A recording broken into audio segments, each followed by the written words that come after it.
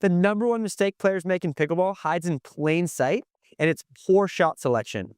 Pickleball is like a game of chess, and if you want to play at the highest possible level, you need to make sure that you're not making the wrong choices. So in this video, I'm going to show you the key moments where I see players making shot selection mistakes, and I'm going to show you exactly how to fix them. These are the types of tips that will make you play better immediately. So make sure to pay close attention, watch the full video, and I guarantee you'll get results. So the first shot selection mistake that players make is when they're in fast exchanges or hands battles, they get tunnel vision.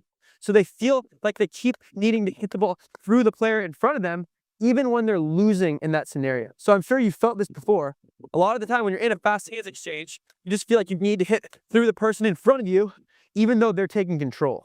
So in this situation, a lot of the time, if you're losing control of the hands battle, it's totally fine to switch to their partner who might not be even ready for that shot to come at them. So if I'm in a hands battle with Drew and I see him taking control, instead of trying to go through him, I can switch to his partner, right? Who might not be in as good a position, and that can let me get back into the rally, right? If I just keep going at Drew, he's slowly but surely gonna get more and more of an advantage to where he kills the ball and wins the point. So when you're in these exchanges, do not just feel like you need to hit that player in front of you. It's totally okay to deviate from that quick exchange and go to the partner. The next shot selection mistake I see players make is they target their opponent's strengths and not their weaknesses. So a good example of this is in a hands battle, like we just were. If I'm playing against Drew and I see him hitting shots like this, left and right, I need to understand that he has a really good backhand counterattack, right? Which a lot of players have a really good backhand counterattack. But if I keep going right there, I'm not going to be able to win in these exchanges very frequently because he's really good at that shot. So in that specific situation, I need to try maybe to go for speed ups at his forehand. Or maybe, see, he's not as good, right? A lot of players are really good at one thing and not at another thing. So you need to make sure they're always testing them to see where you should be attacking. And not every player is going to be the same. So another player might have a bad backhand counter. And in that situation, it's good to target that shot. So you just need to make sure you're making the right choices by assessing your opponent's weaknesses and then targeting them. Another example of this, maybe your opponent has a really good overhead. Maybe you're playing a tall person that can reach lobs. Against that kind of person, you probably don't want to go for a lob very often. But on the flip side, maybe they're short, maybe they're not very good at moving back to hit a ball above their head. That's the type of player that you do want to be lobbing against. So when you're playing games, try to make these little assessments point by point, then start going for their weaknesses and avoid their strengths, especially when you're attacking. You guys, if you have a spot that you love to target on your opponents that works for you really well, make sure to drop it in the comments to help everyone else that's watching. The next mistake I see, and it really annoys me when I see players do this, is when their opponents are trying to come forward and they hit a drop, they give me one of these. And they just get into a dink rally, right? So if you saw there, that might have been a little bit of an exaggeration, but what I did, Drew hit a drop that was pretty bad, and instead of attacking it, I just sort of started dinking with him because that's what I thought I was supposed to do. Guys, if the ball is above the height of the net, you need to do whatever you can to end the point, right? So that wasn't even that high, but at the very least, you need to be hitting an aggressive roll volley. So if I'm hitting a ball around the height of the net, I want to do the roll volley like I just did there. But if I have it any higher, I should be smashing the ball and right at his feet, right? So the higher the ball is, you need to punish your opponent for giving you that shot. So if they're hitting a really good drop, and you're hitting it down here, and they're coming in, okay, maybe there you need to start dinking, right? There wasn't much I could do there. But the shot selection mistake that players make is they get an easier shot, and they don't punish their... Anything that's above the height of the net, the point needs to end, okay? You need to hit a shot that's probably not going to come back or that you can finish on the next shot. There is a roll volley zone where if they hit a decent drop, you know, you can't go too crazy. You could still do something like that, but a lot of the times they'll get that ball back. But as it gets higher and higher, you need to go for more power and you need to take control of the point. Don't make the mistake of being too passive and letting your opponents come into the net. The next shot selection mistake I see players making is when their opponents are in different positions on the court. So generally this means one person's up or maybe they're moving forward and their partner is back.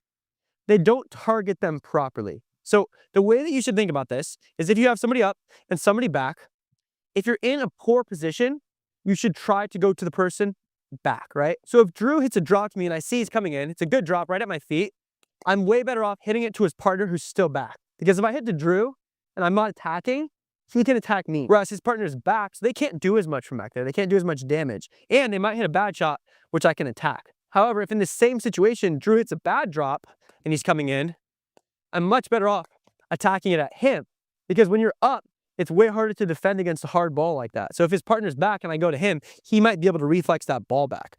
So if you're making good choices with your shot selection, you will attack easy shots at the player that's closer to you, and you'll hit your safer shots to the player that's further back. So that's the way to think about it.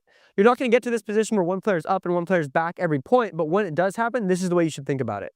Hey, real quick, we just wanted to thank you for your amazing support through our products, which lets us create these videos full-time. We've got some great gear we know you'll love, like the Ninja Ball, a quiet pickleball, perfect for practicing at home without disturbing anyone, or the Dinkmaster Pro, the #1 training aid in pickleball. Plus, our paddles offer top-notch quality at prices much lower than you'd typically find, because your support on YouTube means we don't need expensive advertising, letting us pass the savings directly to you. And as a thank you for watching right now, use code SELECTION at checkout for 10% off your entire order. All right, guys, so the next shot selection mistake might be the biggest on the list, and it's that players try to attack when they're in bad positions. So what is a bad position?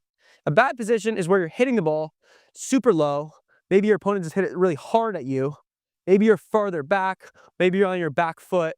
You're not on balance and in a position to attack, yet you still tried to. So an example of this is, let's say you just hit a drop that wasn't that good. Try to come in, and your opponent hits it right at your feet.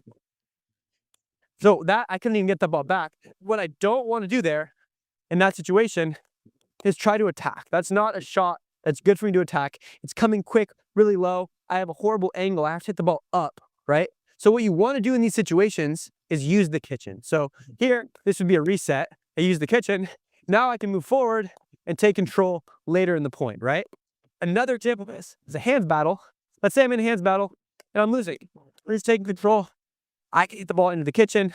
Now we're back into a dinking rally where I can try to take control again when I'm in a better position. So just like the first tip, where I'm losing in that situation, I can switch to his partner. I can also hit it into the kitchen to reset the rally. So you should get into the habit of, when you're in a bad situation, using the kitchen to reset the rally. You don't want to go down just hitting hard. So I don't want to be in this hands battle trying my very best to keep hitting aggressive shots, even though Drew's clearly winning.